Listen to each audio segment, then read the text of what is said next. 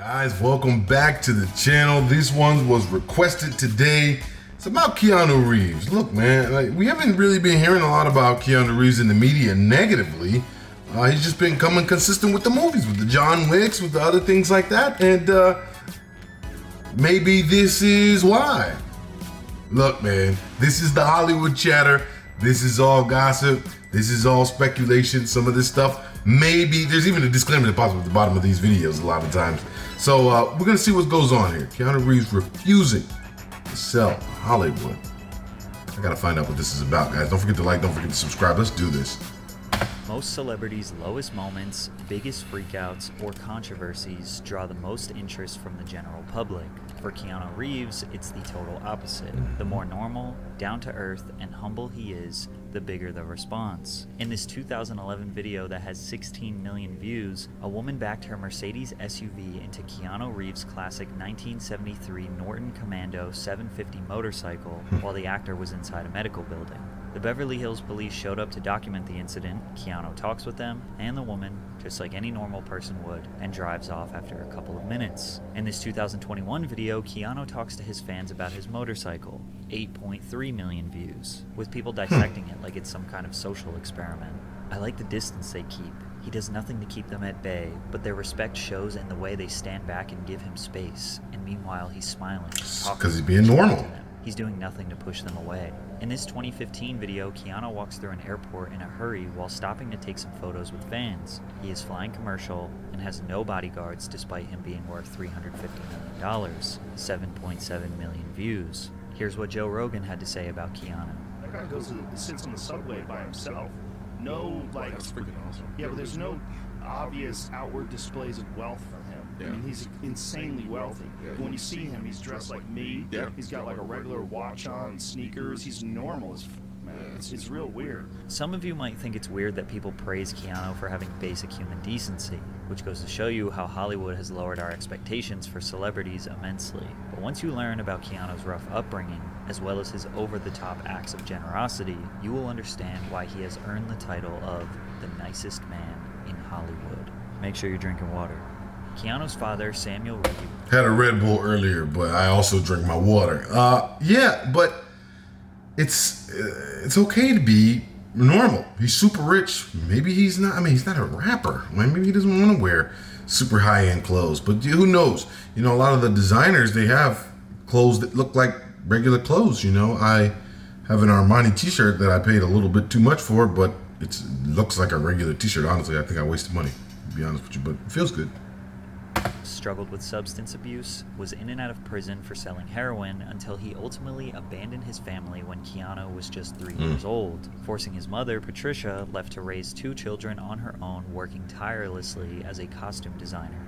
Patricia married and divorced 4 different men during Keanu's upbringing. According to Keanu's sister, the revolving door of men had a substantial impact on their childhood. How we lived our lives depended on the man of the moment. Despite having numerous father figures growing up, the kids were on their own for the most part. Kim claims, "We never had anyone to play with us, to watch me riding horses or Keanu playing hockey." We all know that young men who grow up without stable father figures are more likely to grow up aggressive, angry, depressed, and often repeat the cycle of abandonment. Keanu was set up for failure from the very beginning. His teachers noticed a vague sadness that loomed above him like a dark cloud.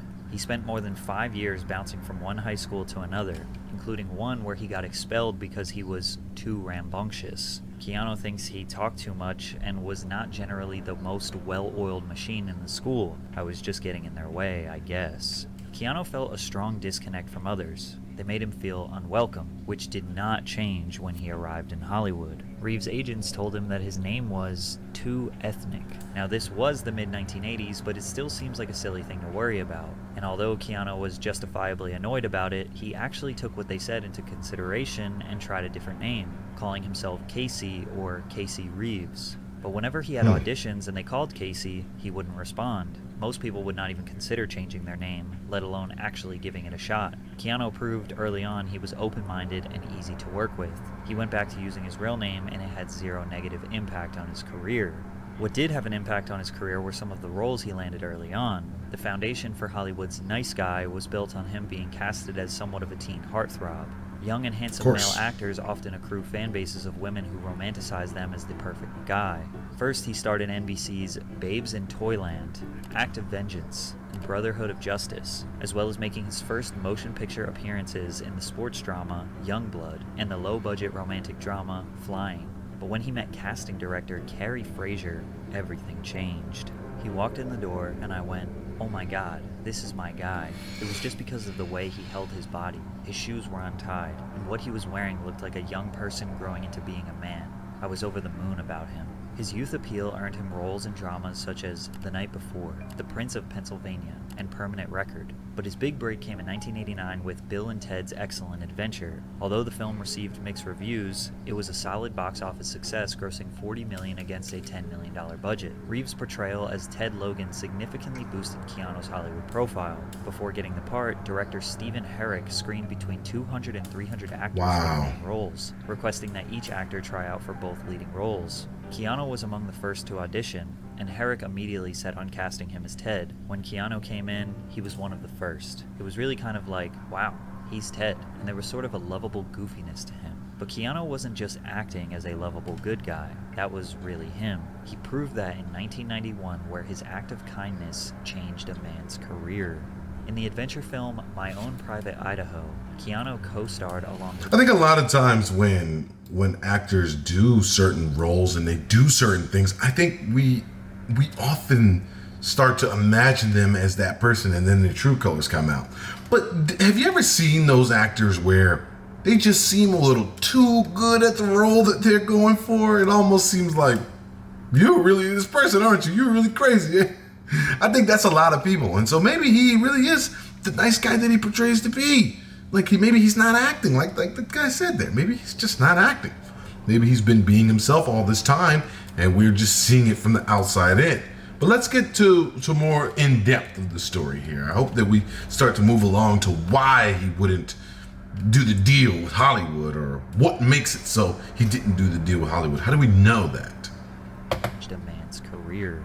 In the adventure film My Own Private Idaho, Keanu co-starred along River Phoenix as a street hustler. Before filming, director Gus Van Sant struggled conceptualizing actors for the two lead roles. He sent the script out to Keanu and River's agents, expecting them to reject it. Reeves' agent was open to the project, however, Phoenix's agent stopped reading the screenplay halfway down the first page, adamantly declining. Van Sant convinced Keanu to personally deliver the script to River Phoenix at his home in Florida since they were friends. Keanu did the director a massive favor, and over the 1990 Christmas holiday, he rode his motorcycle from his family home in Canada to the Phoenix family ranch in Macanopy, Florida, roughly a 2,100-kilometer or 1,300-mile ride. After the long ride, River read the script and wanted the role that Keanu was casted as, but they convinced him to take the edgier role of the drug-addicted hustler Mike, which he accepted. The craziest part is, River ended up getting way more praise than Keanu in this film. Phoenix won Best Actor honors at the Venice Film Festival, the National Society of Film Critics, and the Independent Spirit Awards. Tragically, in 1993, following several days of binging on cocaine and heroin, 23-year-old River Phoenix passed away outside Hollywood's Viper Room nightclub, right in front of his brother, sister, and girlfriend.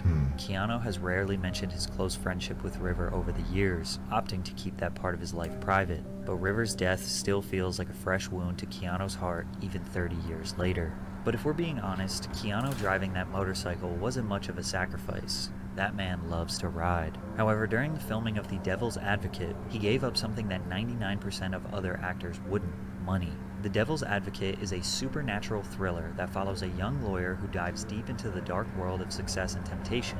While casting, producers approached Oscar winner Al Pacino, who turned down the role of John Milton 3 separate times due to the cliché nature of the character. Pacino even suggested Robert Redford and Sean Connery for the role. Keanu reportedly took a substantial pay cut worth millions of dollars so that producers could meet Al Pacino's salary demands. And yet again, Keanu's sacrifice benefited everyone but him. The film grossed over $61 million at the box office, and Al Pacino's performance was highly praised as one of the few bright spots in the film. And it wasn't the last time he gave up some of his salary. The actor reportedly took a 90% pay cut 3 years later so that he could star alongside Gene Hackman in The Replacements.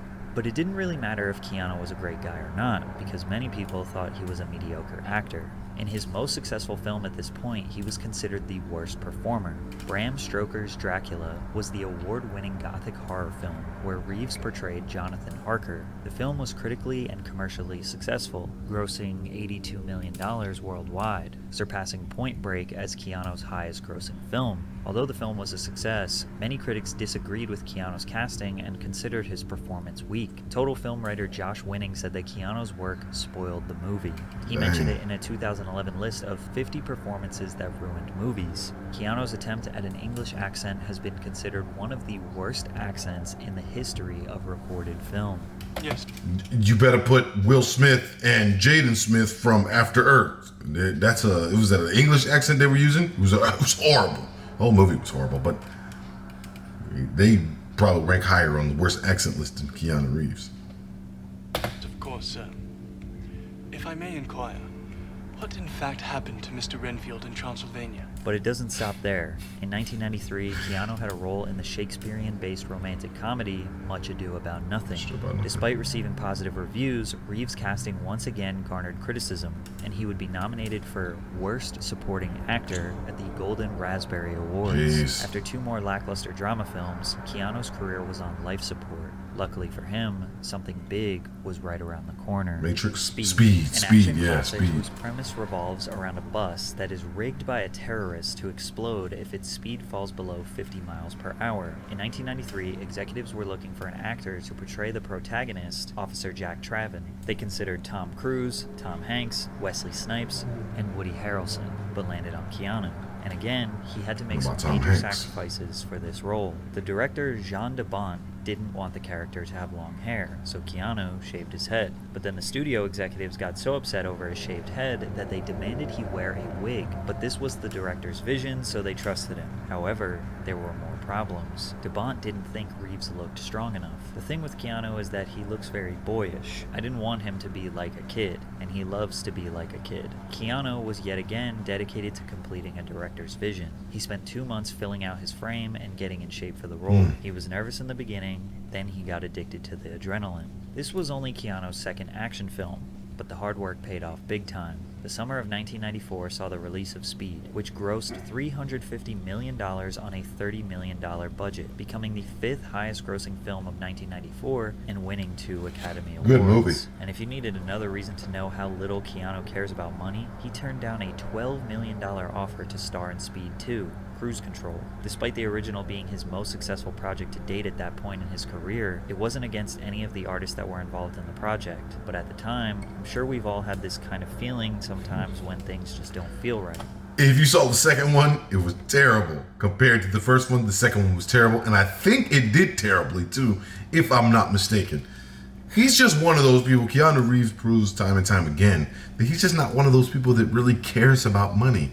And I always said this, I've never amassed that kind of wealth, obviously, but I always said I don't know what I would do at a certain point in time when you have so much money that your lifestyle just is what it is. Like, you wake up, you do whatever you want, you eat whatever you want, you go wherever you want, you wear whatever you want to wear.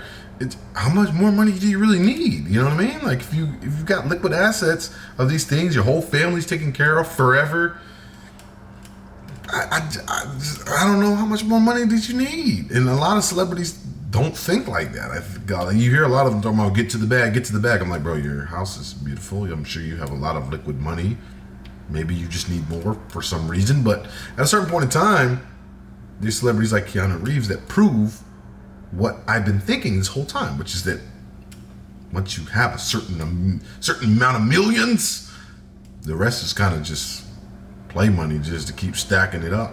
And if you're not wasting it and it's not running out that fast, then you got it. And that's how I was feeling. Because of this decision, Keanu was blacklisted by Oh. 20th Century Fox for a decade. It was okay when he sacrificed his own money, but Hollywood executives will punish those that get in the way of making the millions. Unfortunately for them, the blacklist did not prevent Keanu from becoming a global superstar, because his next film Matrix. was about to set him up for life. The Matrix depicts a dystopian future in which humanity is unknowingly trapped inside a simulated reality that intelligent machines have created to distract humans while using their bodies as an energy source. Keanu was not the producer's first choice. Will Smith declined because he thought the film was too ambitious. Nicolas Cage refused because he didn't want to film in Australia for that long. Brad Pitt declined to star in Fight Club. Good choice. Sandra Bullock felt that Neo should be a man and that she didn't fit, and even Johnny Depp declined, leaving them with Keanu, who felt lucky to be considered for this movie. In preparation for the role, Keanu spent several months enduring intense martial arts training, which was intense considering he was fighting a pretty serious injury.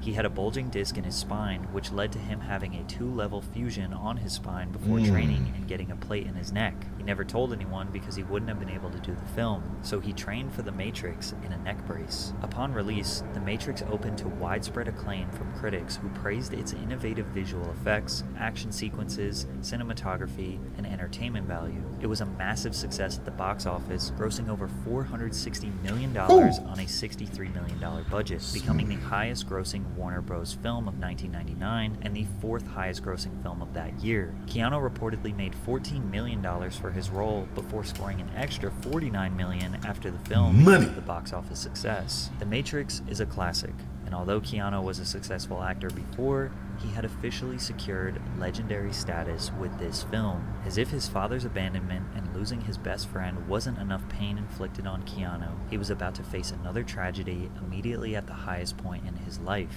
Keanu and his girlfriend, Jennifer Syme, were expecting the birth of their first child. The baby was stillborn 8 months into Jennifer's pregnancy, which they found out on Christmas Eve in 1999. Suffering from postnatal depression and the grief of losing their child, the relationship didn't last as Keanu and Jennifer eventually split. They remained good friends and were on the verge of getting back together until Jennifer died in a tragic car accident in 2001, just one day after she'd met with Keanu. And even with this unfathomable amount of tragedy, Keanu remains strong and uses his grief as motivation to give to others, because shortly after this, Keanu started a cancer foundation. In 2009, Reeves revealed that he has a private foundation that's been running for 5 or 6 years, and it helps aid a couple of children's hospitals and cancer research. I don't like to attach my name to it, I just let the foundation do what it does. Where most celebrities try to indulge in their own moral grandstanding and pretentiousness when they do a good deed, Keanu kept it private for as long as possible, but his generosity doesn't stop there. During production of the sequel, The Matrix Reloaded, Keanu filmed a scene where his character Neo was involved in a battle, fighting a bunch of clones of Agent Smith. The scene involved a dozen stuntmen who all acted as different Smiths in the scene. To thank them for their hard work, Keanu generously gave each member of the film's stunt team a brand new Harley Davidson. Nice. And no, this wasn't the only time he ever gave gifts to cast members. Reeves gave his John Wick Chapter 4 stunt team personalized Rolex Submariner watches to thank them for their hard work.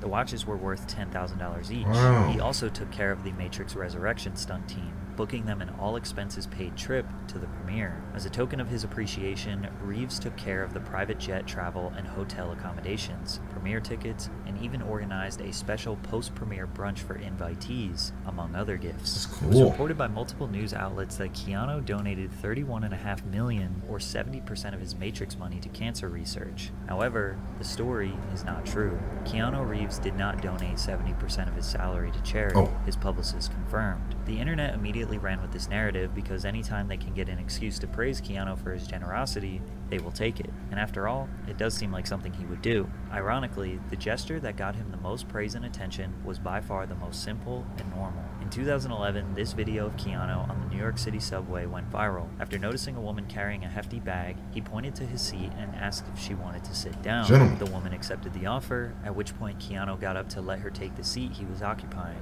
The video has more than 42 million views. Just the idea of him riding the subway instead of some limousine or having a personalized driver made people relate to the icon, let alone giving up his seat. Many photos of him with women went viral that point out his hands, yeah. He was being coined a respectful king. I remember that, and seeing pictures of him with his hands not touching people. I wonder what that is about. I mean, maybe he just does, don't pin me. I mean, you never know what his real reason is. Maybe he's just a germaphobe.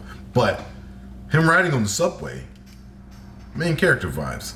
You know, he's like a character in a movie, riding on the subway, for real. Hey man, you can't knock the guy.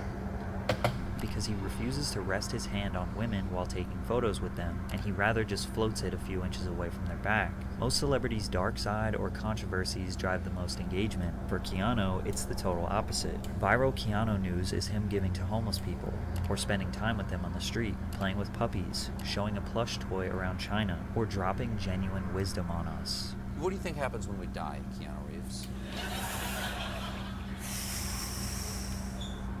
I know that the ones who love us will miss us. With all the pain Keanu has experienced, combined with the massive success he's had in Hollywood, he chose to remain a kind-hearted, humble man rather than a self-righteous narcissist. Most celebrities sell their souls for fame and fortune. Keanu uses his fame and fortune to help others. And although it may seem like he is over-celebrated for the smallest acts of kindness, Keanu Reeves has proved time and time again that he isn't a great guy by Hollywood standards. He is just a great human being. That was a good video. That was a really good video, guys. I like that one. I like the things that talk about things that are positive. On the Hollywood Chatter, we got all kind of negative news a lot of times. It's nice to see something positive. Keanu Reeves, like I said, main character vibes. Like, he is the guy, man. He's the guy that is on the subway. He's riding his motorcycle. People are hitting his motorcycle when it's parked. And he's just not freaking out. That's somebody that didn't let money get to him. He let money enhance his lifestyle, but he didn't let money change who he was. I'm sure he goes home to a nice house off that subway, but he doesn't have to wear a flashy chain or expensive tennis shoes. He realizes that real is real, and I'm sure he probably still eats good food. I'm sure he wouldn't eat McDonald's down there on the subway. So you just gotta think about it. It's people like him. They live the life that they want to live without all of the excess while he's moving out and about, you know?